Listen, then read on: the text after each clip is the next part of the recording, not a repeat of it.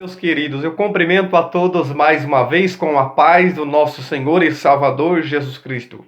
Uma grande alegria e uma grande satisfação estarmos aqui mais uma vez para falarmos sobre os nossos subsídios da nossa EBD, Escola Bíblica Dominical. Nós somos da Assembleia de Deus Telo Belém, aqui em Presidente Epitácio. Você que mora nessa região é o nosso convidado a estar conosco todos os domingos às 8h30 da manhã. Na rua Cuiabá 146, com o nosso pastor presidente, pastor Edivanir Alves da Cruz. Isso aqui é apenas um subsídio, é apenas um complemento para você, meu amigo professor ou professora, ter um melhor compreendimento da palavra do Senhor, assim como eu, precisamos também a cada dia estarmos crescendo na graça e no conhecimento do Senhor, como diz o apóstolo Pedro. Então, essa aula é presencial. Todos os domingos, às 8h30 da manhã, você é o nosso convidado especial a estar conosco. Muito bem, queridos, hoje estamos com a nossa lição de número 12, a qual tem como título Imersos no Espírito nesses últimos dias. Imersos no Espírito nos últimos dias. O nosso textuário diz: quem crê em mim, como diz a Escritura, rios de água viva correrão do seu ventre. João capítulo 7, versículo 38. Veja que aqui já começa com uma condicional. É quem crê, ou seja, é para aquele que crê, como diz a Escritura, a palavra do Senhor. A nossa verdade prática diz: o rio da vida, que representa o fluir do Espírito Santo, passa no meio do povo de Deus. E hoje nós vamos estar estudando as últimas partes do livro do profeta Ezequiel, quando ele tem a visão do milênio, do novo templo, que começa a partir do capítulo 40 ao 47. E hoje nós vamos estar estudando especificamente o capítulo 47, do versículo 1 ao versículo 12. Muito bem, queridos, como nós vamos ver aqui Ezequiel, do capítulo 47, do versículo 1 ao versículo 6, você vai ver que ele se concentra nas águas que saem do umbral da casa do Senhor. E à medida em que essas águas sanadoras elas vão fertilizando aonde ela vai passando. E aquilo que é estéril vai recebendo vida. Um mar morto, que é uma figura que nós vamos estar trazendo, que podemos aplicar para as nossas vidas. E versículo 7 ao 12 fala desse efeito milagroso, que é onde essa água vai passando, ela vai trazendo vida. Muito bem, queridos, vamos para então a nossa palavra-chave aqui da nossa lição é imersão. O que é imersão? A palavra imersão é a mesma palavra usada para batismo. A ideia que tem é de você mergulhar, de você entrar para dentro. É você ir mais profundo. É você entrar. Ou seja, a ideia que tem é de você não ficar fora. É você entrar. Então, é mergulhar. Deus, ele me chama, ele te chama para mergulhar no oceano do Espírito Santo. É isso que ele chama. Então, precisamos ser, nesses últimos dias, imergido, que quer dizer mergulhar adentro. Quando você mergulha, você fica sem se respirar, você fica completamente dependente ali. Assim o Senhor deseja que estejamos completamente dependentes, completamente envolvidos, mergulhados no oceano do Espírito Santo. A nascente do rio, nosso tópico 1, fala de um aspecto escatológico, que essa visão aponta para o futuro. Muito bem, queridos, mas existem lições espirituais para os nossos dias que nós vamos estar aplicando. Muito bem. Existem as 4 correntes de interpretação. Primeira, preterista. É aqueles que entendem que essa visão é no contexto do profeta Ezequiel até ali o cativeiro. Muito bem. Existem os idealistas que entendem que esse texto é algo simbológico, tá? Figuras são ideias, e existe o histórico, né, essa interpretação do histórico historicista, que acredita que essa visão é do cativeiro até o fim dos tempos, e existe a interpretação futurista, que entende que é literal e é futuro. Então, é isso que nós entendemos, que esse templo será no futuro e que ele é literal, ou seja, ideal não, literal, é literal e é futuro, ou seja, aponta para um futuro. E nós vamos perceber aqui que também tem lições espirituais para a minha e a sua vida. A nascente do rio. Vemos que aonde está a nascente desse rio? Veja que sai do umbral da casa, da porta do oriente, tá? Foi exatamente Ezequiel 11:23, da onde saiu a glória, e Ezequiel 43, verso 12, fala que essa glória, ela retorna. Então, essa nascente do rio vem do trono, do umbral da casa, que é uma aplicação ao templo. Então, o umbral da casa é uma referência ao templo. Nós já estudamos na outra lição que já teve o templo de Salomão, o templo de Zorobabel, que será construído pelo anticristo, né? E também vai ter o quarto templo do futuro, que é o do milênio. Então veja, inclusive os judeus já têm vestes preparadas, já está tudo pronto, porque eles estão aguardando o Messias para governar no milênio, mas infelizmente, a maioria não aceitou a Cristo ainda, como que ele já veio. Muito bem. Então, a nascente do rio, ela tem a sua origem no templo, no umbral da casa, ou seja, tem a sua origem em Deus. A origem é em Deus. Então, a nascente desse rio tem a sua origem no Senhor. Salmo 46, o verso 4, fala desse rio. Há um rio cujas correntes alegram a cidade de Deus. A segunda lição que eu aprendo aqui é a sua origem em Deus, é que essa água ela é corrente. Veja que essa água ela vai passando. Aonde ela vai passando, ela vai mudando o curso. Essa água, primeiro, é o símbolo do Espírito Santo e é o símbolo da palavra. Jesus diz, vós já estáis limpo pela palavra, João 15:3, Efésios 5:26, também fala da lavagem, né? Dessa lavagem da regeneração. Tito também vai trazer isso. Fala dessa limpeza pela palavra e também é o símbolo da vida, como diz João 6:63, o espírito de vida. As palavras que eu disse são o espírito de vida, ou seja, a palavra que traz vida. Ou seja, então, veja só, querido, essa água ela é corrente.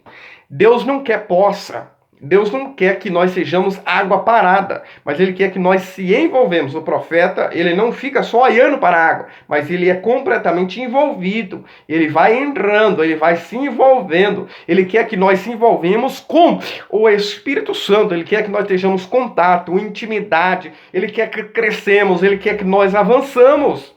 Veja, a água é corrente, ela vai passando. Oh, Deus, água parada, cria dengue, querido, cria inseto, cria mosquito, traz doença.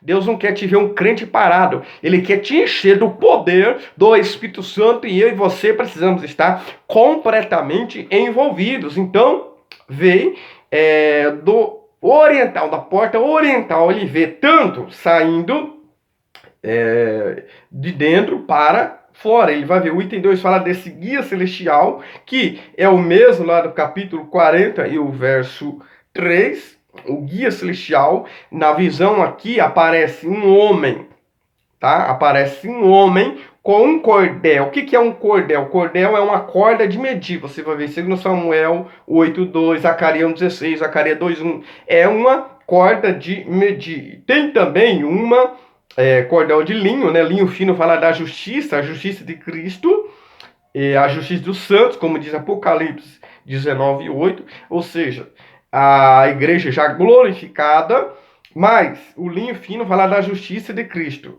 E também tem uma cana de medir. Cana de medir, a ideia que se tem de cana é uma vara de medir, que tem a mesma interpretação para canon, que aplicando para a Bíblia Sagrada, ou seja, fala de uma regra, fala de algo que vem para medir, ou seja, vem para medir o nosso nível espiritual. Deus deseja medir como que está o meu e o seu nível espiritual. Como é que estamos? E nós vamos aprender aqui já já. Como que estamos? Será que nós só entramos? Já já vamos entender. Veja aqui também, aqui vê uma porta fechada que não se abrirá, como diz aqui, essa porta. Veja aqui que essa porta nunca esteve fechada, tá? Veja que ninguém entrará por ela, porque o Senhor Deus entrou por ela e por isso estará fechada. Ezequiel 44 e o verso 2. Então isso aplica aqui para o futuro, porque no período dos dois tempos, essa porta nunca esteve trancada. Isso revela o momento escatológico da visão. Então nós vemos aqui, existe um guia celestial. O que é um guia? É alguém, um cicerone. É tipo como um guia que vai levando as pessoas. Ou seja, vem aqui, que eu vou te acompanhar, eu vou te levar aqui. Então, existe um guia que vai guiando ele, um homem, né? Um personagem aqui, que é o mesmo Ezequiel 40, no verso 3 ali. Muito bem, que aparece também com um cordel ali. Então, veja, queridos, nós vamos perceber aqui, o item 3, tópico 1, item 3, fala os novos frutos. Veja que aonde essa água vai passando, fala que vai produzindo novos frutos, né? Ezequiel 47 e o verso 12, ele vê um ribeiro e depois ele começa a ver abundância de frutos. Então, Apocalipse também 22 fala de um rio. Veja, aliás, fala o rio, Apocalipse 22, e mostrou-me o rio puro da água da vida, de água cristalina, que produzia fruto, né, quando vai vendo ali, mas veja que sai do trono de Deus, é sua origem em Deus, sai do trono de Deus. Veja que aqui em Ezequiel 47, queridos, porque olhava para a face do oriente e as águas vinham desde a banda direita da casa, da banda do sul do altar. Veja que sai à direita. E a Bíblia diz que Jesus está à direita de Deus. Estevão, Atos 7,55, ele viu Jesus à direita de Deus. Veja, Mateus 26,64 também aponta Cristo vindo à direita de Deus. Então, é importante entendermos isso. Deus não trabalha com esquerda. Os judeus não aceitam a esquerda. Deus sempre trabalha com a direita. Então, o tópico 2 vai falar, né, antes de entrar no tópico 2, eu e você precisamos entender que lá em Apocalipse está aplicando para o mundo vindouro, o futuro. Agora, em Ezequiel está falando do milênio. Por quê? No milênio ainda vai ter mar. Então, é literalmente. Mas no mundo vindouro, a Bíblia diz que não vai existir mar na eternidade. Então, é importante você observarmos esses dois pontos.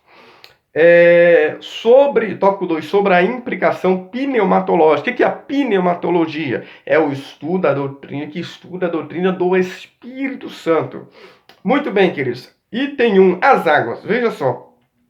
Começa, então, mostrar essas águas. E veja que, à medida que ele vai entrando, Ezequiel primeiro entra e coloca os tornozelos. Isso mostra que ele não ficou olhando, mas ele entrou. Ele pisou os pés.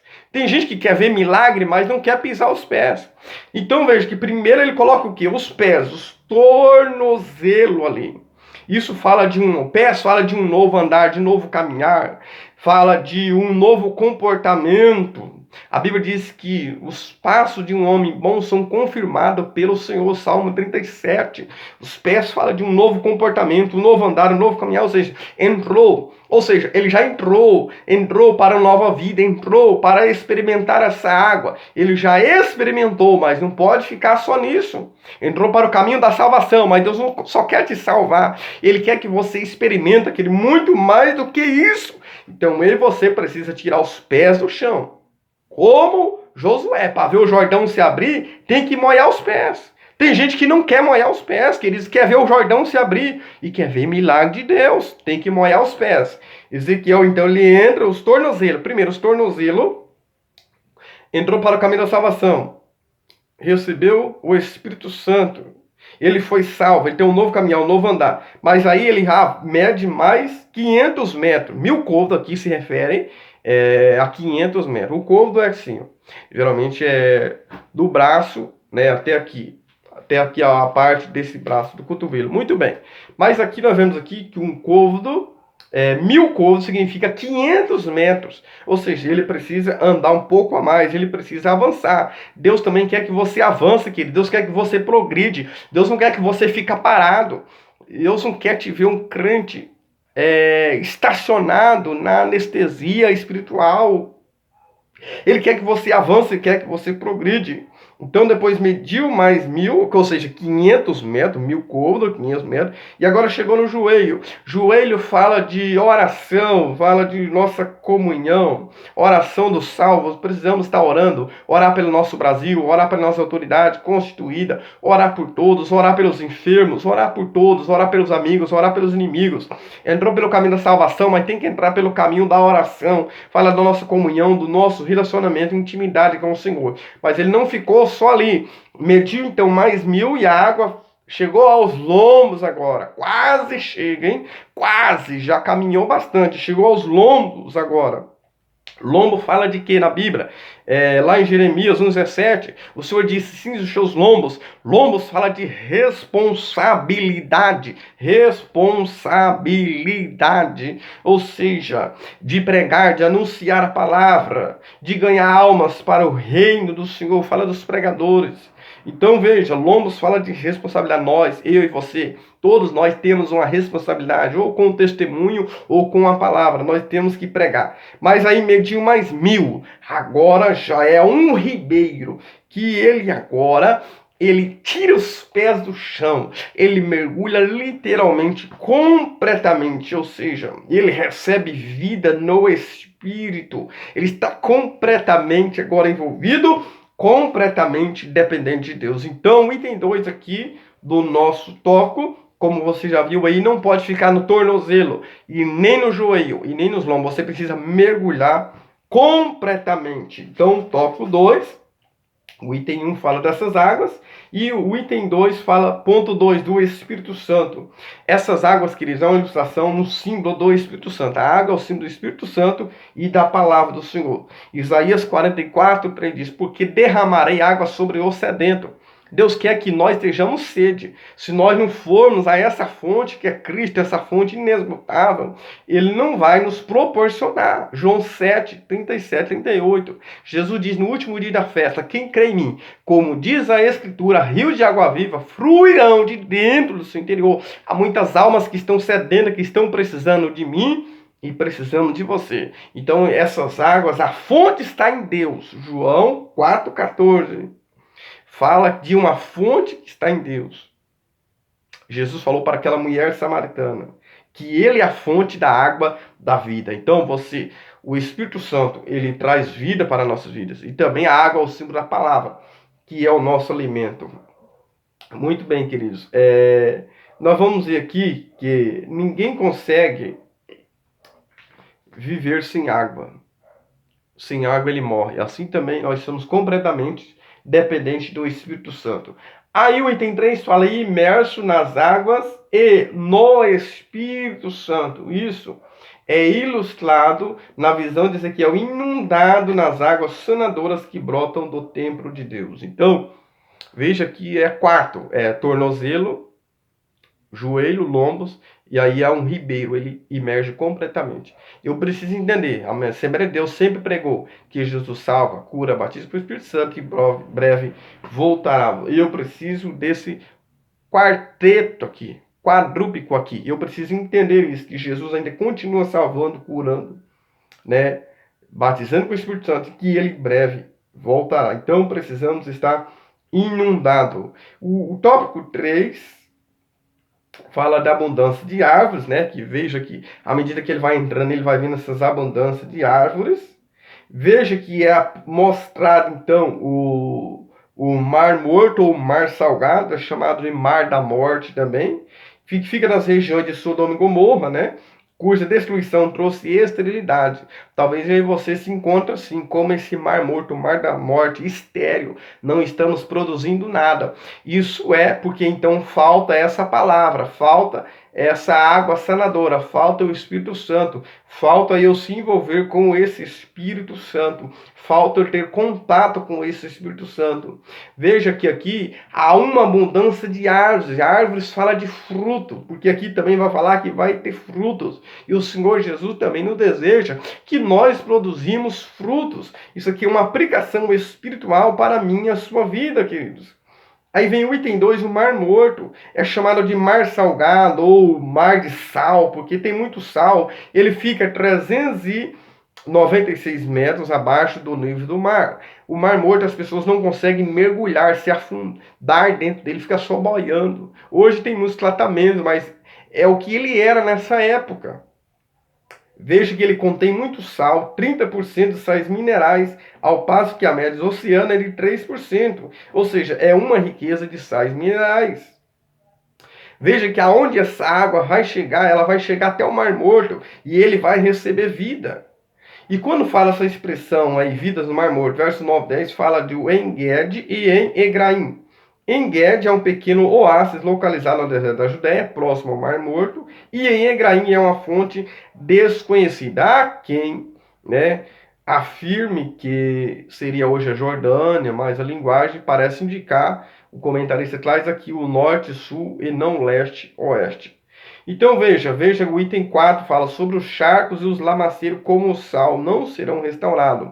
Veja que hoje, queridos, inclusive do mar Morto, serviu muito, abastece toda a medicina do mundo.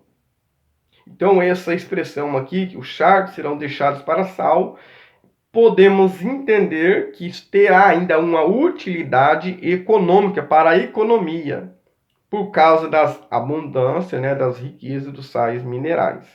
E até para tempero, como se usa hoje. Então, tudo aqui vai ser restaurado.